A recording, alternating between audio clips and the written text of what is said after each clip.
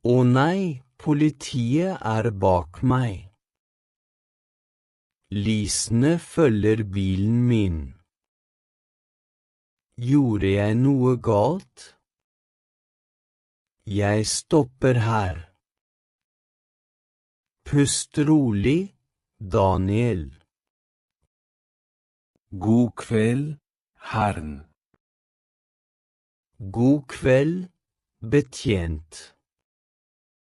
Slå av motoren, vær så snill. Ja, med en gang. Du kjørte fort i gaten. Jeg veldig lei for det, betjent. Vet du hva fartsgrensen er? Jeg tror 50. Du kjørte i 70. Og jeg så ikke på speedometeret. Jeg trenger førerkortet ditt. Ja, et øyeblikk. Jeg finner det ikke. Leter du etter lommeboken din? Ja, den vanligvis her. Den ikke i lommen min. Den ikke i sekken min. Dette ikke bra. Hold hendene synlige. Ja, betjent. Beklager. Du veldig nervøs. Ja, litt. Vi skal ta en alkoholtest. Jeg har ikke drukket noe. Blås her, vær så snill. Hatt. Ja, hatt. Jeg blåser nå. Vent på resultatet. Jeg veldig nervøs. Resultatet negativt. Takk. Og en politibil tilkommer. God kveld, går det bra? Sjåføren har ikke førerkortet nå. Jeg forstår. Her, gå ut av bilen. Ja, jeg går ut nå. Gå med meg hit. Greit. Se på dette lyset. Ja, herr. Ikke beveg hodet. Jeg prøver å ikke bevege meg. Følg lyset med øynene. Slik. Har du tatt narkotika? Nei, aldri. Normal reaksjon. Hva heter du? Jeg heter Daniel Torres. Hvor kommer du fra? Jeg utenlandsk student. Hvor bor du? Jeg bor i Solgata.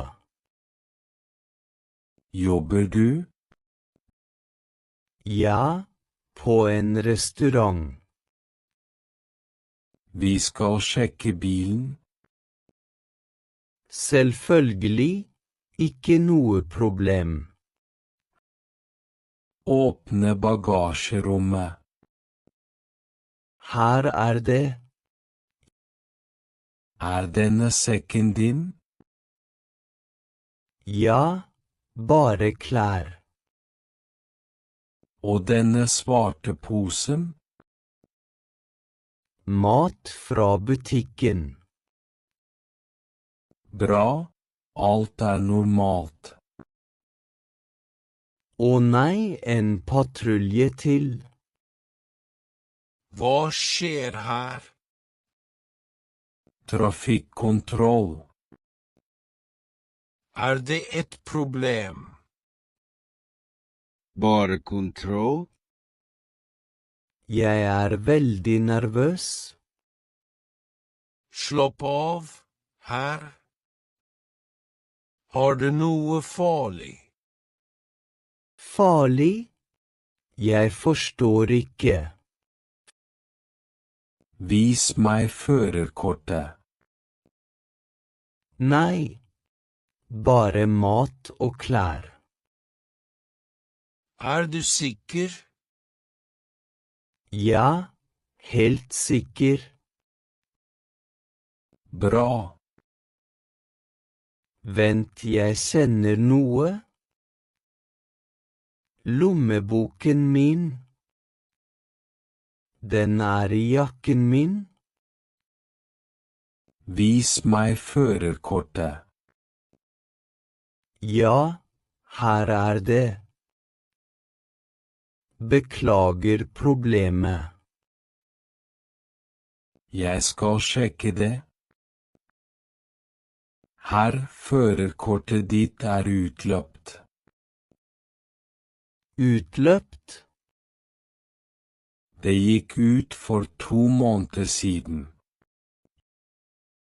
Å nei, jeg glemte å fornye det.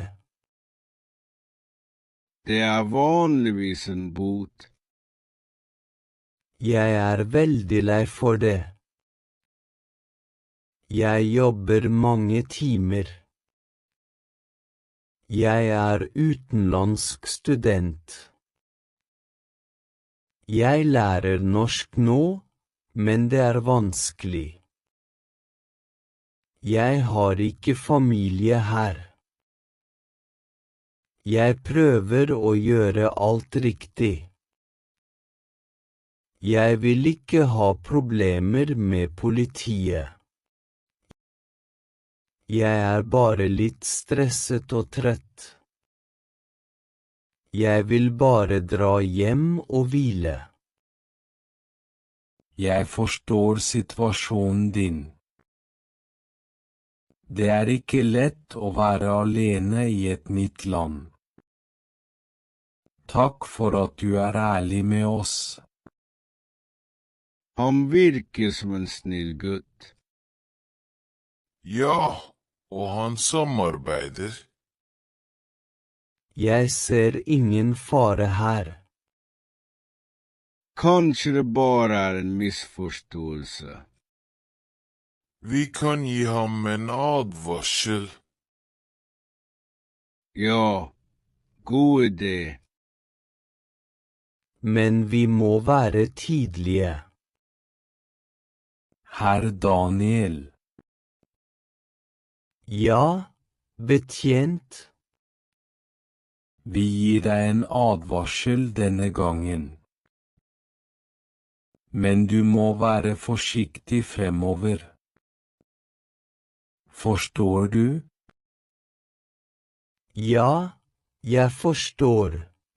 Tusen takk. Forny førerkortet i morgen. Ja, det skal jeg gjøre. Du kan kjøre videre. I dag kjører jeg veldig sakte. I dag jeg den tryggeste sjåføren i verden. Nei, i dag tar jeg ingen risiko.